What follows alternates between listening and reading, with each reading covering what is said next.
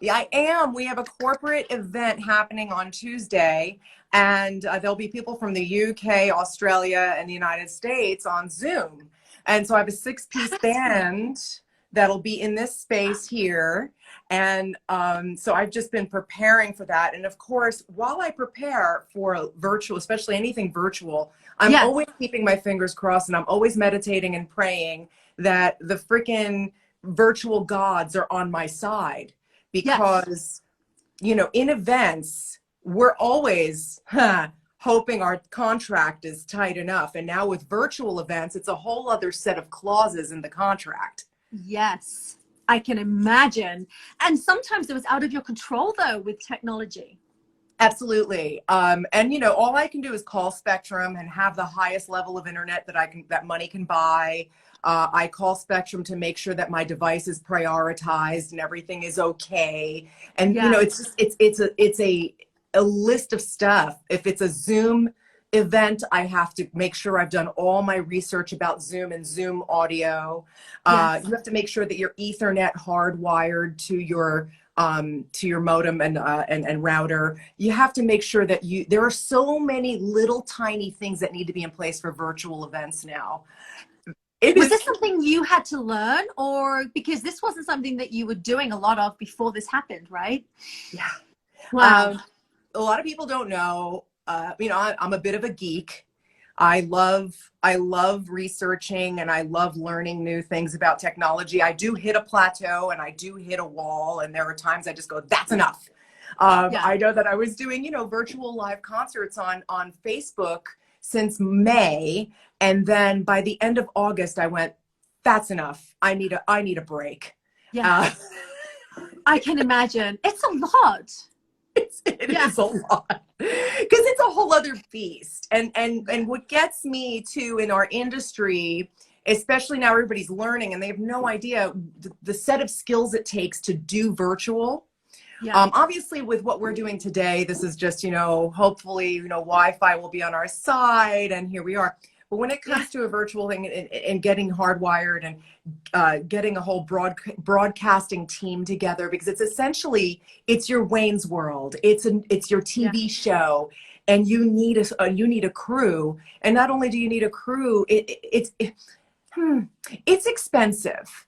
And Yes. I think that a lot of people in the industry, when they're like, well, it's just through a computer, so it's got to be cheap. And it's like, no, it's not Mm. cheap. In fact, it should be Yeah. more expensive than live Yeah. because Because it takes so much more gear. yeah. And then that goes back to educating, which, takes me to your book, which, because I can't believe that you had to write a book. I can't believe that you had to write a book because you were getting to events on the day and you found that even seasoned pros were not giving you lighting. You weren't having the correct staging, the correct production. How does that happen? I don't know, sister. I often wonder that myself because I'll show up to site checks before the event and I tell them exactly what we need. And planners, seasoned and unseasoned alike, will just yes me to death. And whether it's they just don't understand or they just don't care, I'm not sure which it is. Oh, I'd hate to think is that they don't care, but I have a feeling that some of them might go, I want money for other things. They Exactly. they don't And get it. so they yes me to death. And then I show up and there's no lighting, there's not enough power. And I'm like, well, how do you expect me to plug all this gear in? I have a funny story, and I think it might be in the book, but Yeah. I remember doing an event with a season planner, went to a venue somewhere in North Hollywood, and that particular venue did not have enough power in the whole building, which was ridiculous. And the uncle of the bride came up to us, and I'm going to do a horrible Southern accent, but he's like, sounds to me like you guys got a grounding issue. And he's like, I used to tour with Skinnerd, so he was a sound or a tech engineer with Skinnerd. And he's there at this wedding and hears the buzzing coming through our speakers. And we couldn't be too loud because there wasn't enough power to feed the juice, to give the juice to the speakers and the monitors and the Yeah, they mixing would have board. blown. It would have blown.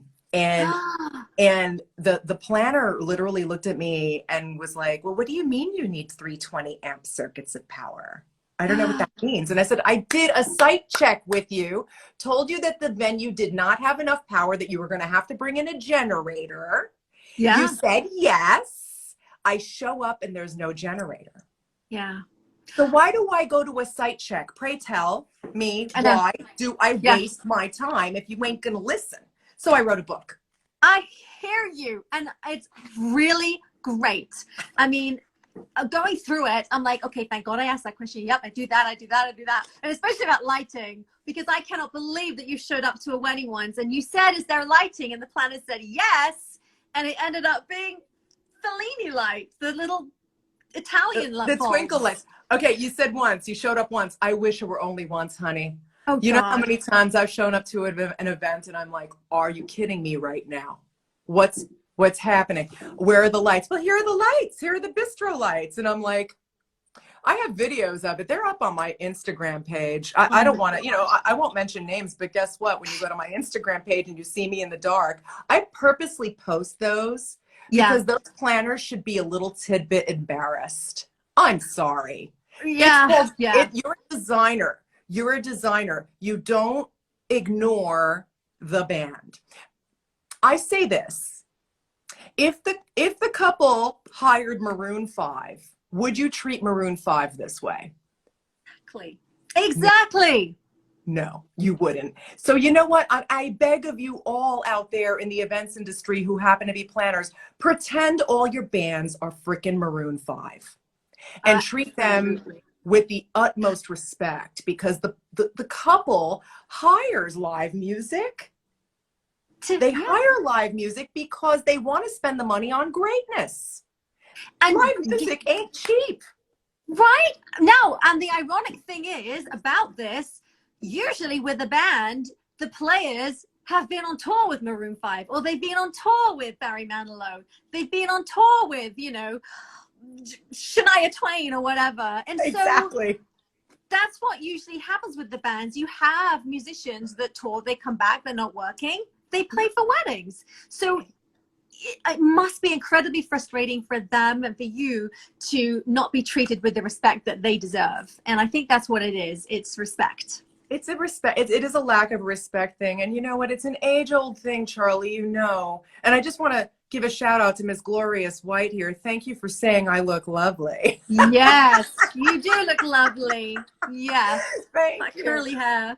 Oh, I mean, I tell you, I have a really, well, I've been doing this for 10 years as an absolute, I feel like the music educator in production in the events industry. And it's still not enough, but I was saying it's an age-old thing that we actors, singers, dancers are usually treated as, dare I say, second-rate citizens. Dare I say, on the event circuit, artists are like, they're just musicians. You see, that breaks my heart. Because it's the truth. It's the truth.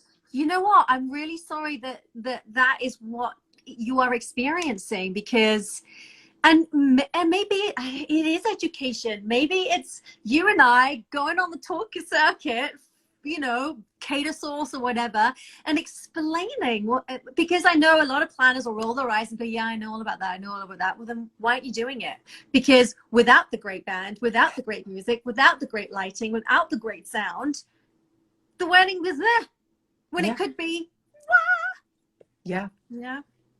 It's very frustrating. It's all encompassing. Like going back to even flowers. If flowers are not lit at an event, if your room isn't uplit, lighting is everything. And I'm going to be crass. I said to this lighting company in Santa Barbara, we were at an event once and he lit this amazing, we were showcasing, which by the way, no more showcases for me. I don't work for free anymore. No.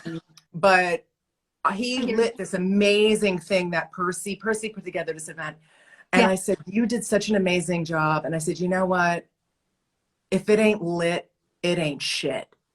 That's great. And I mean that out every aspect of a wedding, a corporate event. If it ain't lit, it ain't shit. Because as soon as the freaking daylight goes down, where is your beautiful design? All that work that you put in to make this couple's event look gorgeous is no longer gorgeous because the light is gone. So you must pin spot, you must uplight, and you must light your DJ and your band because they are part of the design. Yep. Because why spend all that money on the flowers if you can't see it? You know, it's one of my things when I'm interviewing with couples. It's one of my questions. I talk about lighting. Now, if I have a couple that goes, oh yeah, no, I don't really care about lighting, then I know they're not my couple, and I won't, I won't do the wedding because I'm not going to be able to change their mind, about lighting, and I can't do an event without amazing lighting, and that's all there is to it, Yeah, absolutely. Absolutely. So I'm sorry that you experienced this, and I really hope that people will read this because and not just newbies coming into the business, but it's so interesting when you talk about the power. And if planners don't understand, ask. That's all you need to do. All you have to do, and please don't ignore any band. Any of my competitors out there, they all need power, staging, and lighting. That's just the top 3 bare essentials: power, staging, and lighting. Proper power that we cannot share with the lighting company or the espresso machine company. Yes, we cannot share power. If we have a 12-piece band, we need 3 to 4 20-amp circuits of power. We need our own power drop. And all right, I'll let you plug in your iPhone, but you can't plug in a lighting rig. No. Amen. Amen. I seriously, and some of the other, I could just go like this and stop at a page. And the dance floor, why would you not have the dance floor near the band? I don't get it. Okay, we did an event. We've done several events at the casino over in Catalina. 12-piece band went over there, and this planner put the tables like in front of the stage, and the dancing happened like just way over yonder. And I'm like, why would you do that? People need to feel the bass. Yes. They need to feel the bass. And if you put them 30, 40 feet away from the stage, they ain't going to feel the bass unless they hired my AV team to bring in extra subwoofers and extra sound. Yes. I don't get it. You know what it is? It's planners that haven't trained under another planner and haven't had experience, and they come in and they've done a sister's wedding or a friend's wedding, and they're going, I'm a wedding planner, and then they put on this wedding, and then the bride and groom don't know that they don't have experience, and then they do that because they don't know any better. That's what it is. And for a professional, that's frustrating. Oh, it's so frustrating. A lot of planners, I love you too, Miss Glorious White. A lot of planners do not your area of genius. So I'm not expecting you to understand that, but I am expecting you to hear me out and let me be your leader on this topic. They should understand it though. A really good planner should understand it. Otherwise. But if they don't, I'm not mad at them, but I will be mad at you if you don't listen to me because I know what's up. Yeah. Yeah.